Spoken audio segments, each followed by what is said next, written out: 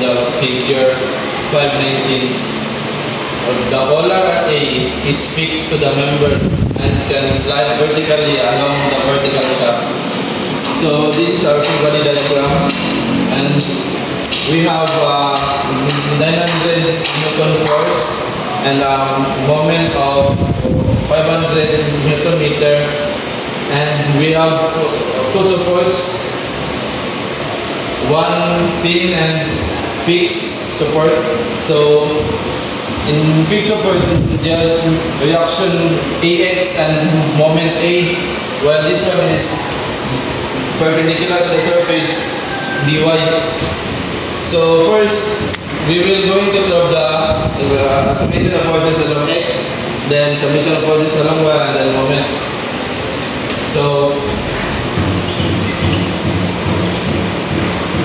summation of forces along x is equal to 0, going to the right is positive. So here, our x is AX just 1, so AX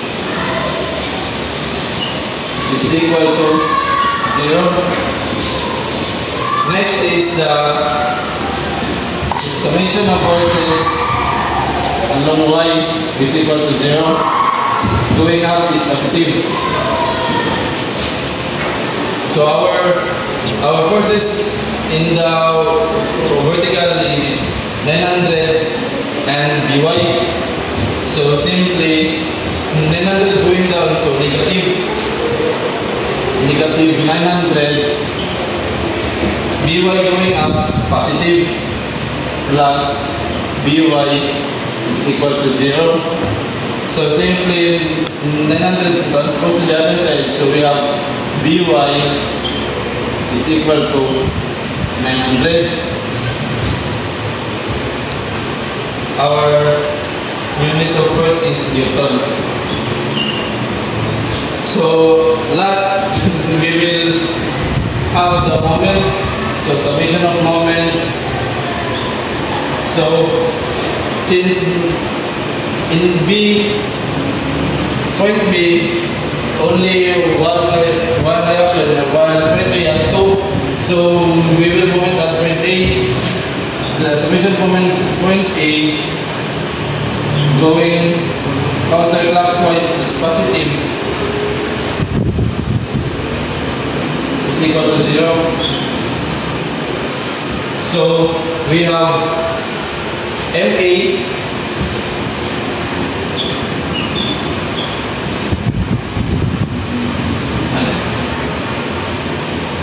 is positive. Next is 900, or since this one 500 negative.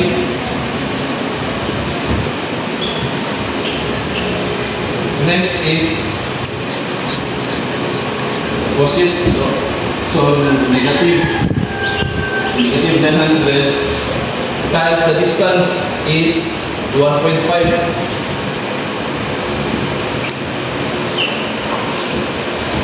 So next is the By, and our By here is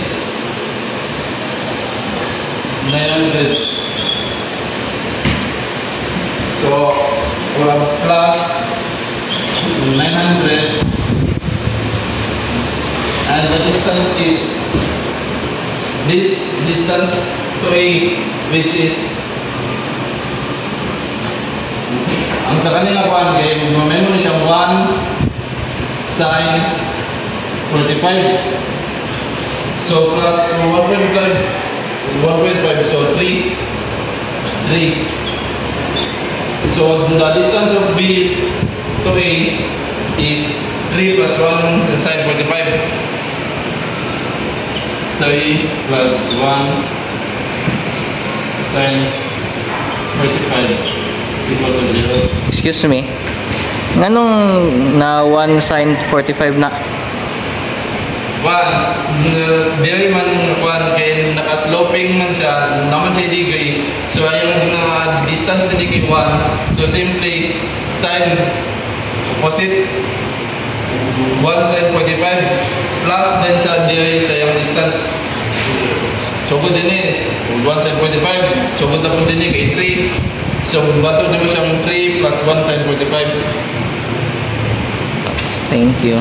So, our MA, transpose this to the other side. So, we have MA is equal to 500 plus, ma-change ang sign, plus 900, 1.5 minus 900 times 3 plus 1 sine 45. So simply, our MA is negative 1486.4 Newton meter. So divide by 1,000, we have negative 1.4864 kN meter. So since our answer is negative and our summation of our assumption for the sign is positive in the counterclockwise direction, so we will assume that our answer is positive 1.4864 kN meter. Mawala ng negative, it is na ito atong assumption. So clockwise.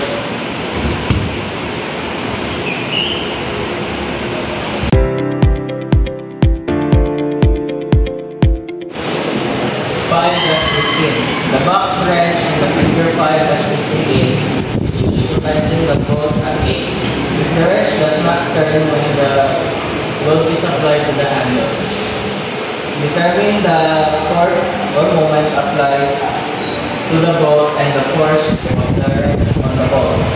So, morning figure, so morning siyang bolt, which is act na siya o support na more sa pin na ang iyang force is AY and then AX. And then, natin kay distance gikan sa bolt ay sa force na 52 and na 300 millimeters. I-convert mo sa meters, divide na mo sa 1,000, which is minus 0.3 meters. So, within the sa slope nila sa 50, almost sa 52 newtons, na siya yung triangle na form na ang hypotenuse is 13 and then ang adjacent is 12 and then ang opposite is 5. Then, ikan dahil sa 52 newtons, paano sa point C, na siya distance na 0.4 meters or sa millimeters is 400 millimeters. Dahil sa point C, nasa yung form na ang na 60 degrees, then nasa yung force na paubos na 13 newtons. So first is, akong ipangitawa na isang FX. Summation of FX na yung assumption pagdulong sa right side which is positive. Dahil ito dahil yung panita ng mga forces na galay siya sa X axis. So, ano siya? AX dahil minus 52 over 5 over 13 or plus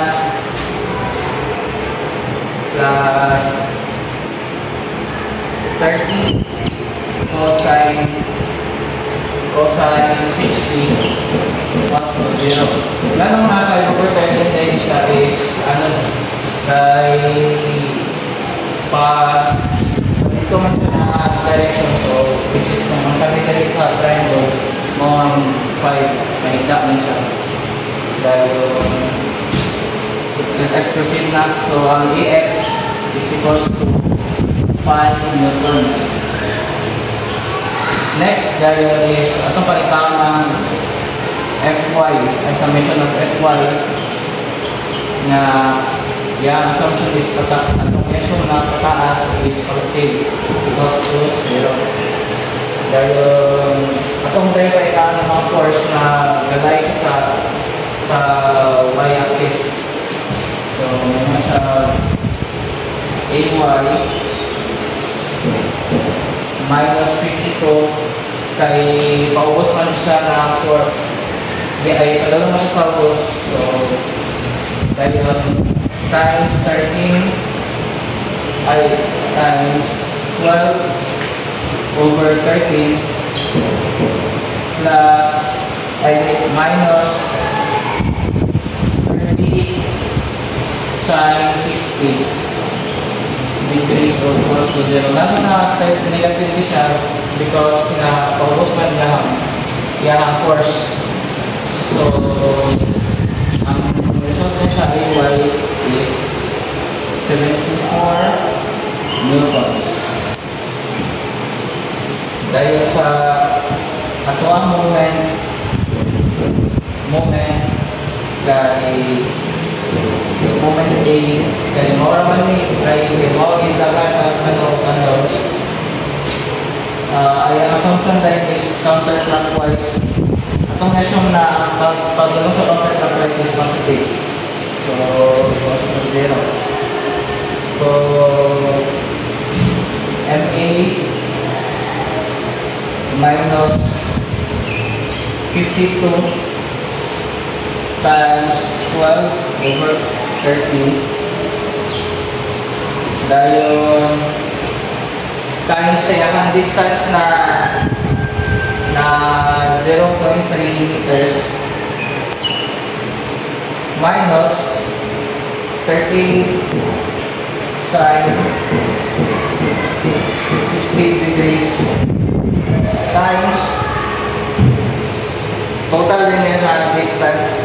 This is 0.3 plus 0.4 equals to 0.7 meters equals to 0. So, ang result din sa MA ay moment of A is equals to 32.6 Newton meters. Dahil ato na yung pagkatawag ang resultant force na yun. So, ang formula sa resultant force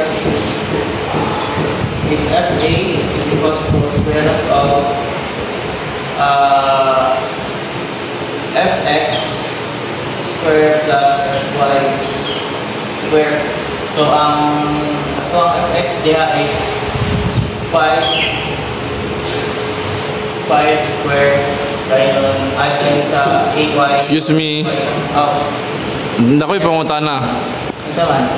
Kanang sa last part ba? Kung ano nagamit man tanang kanang na square root sa inana, it's square root sa fx nga squared plus fy squared. Ay anong kailangan tawag ng tawag resultant force? Kay ato man pakita ang force sa wrench sa bolt. So let us proceed. So 5 square plus ang Fy or ang Ay is 74 square. So ang answer ay nani sa resultant force is 74.1 Newton.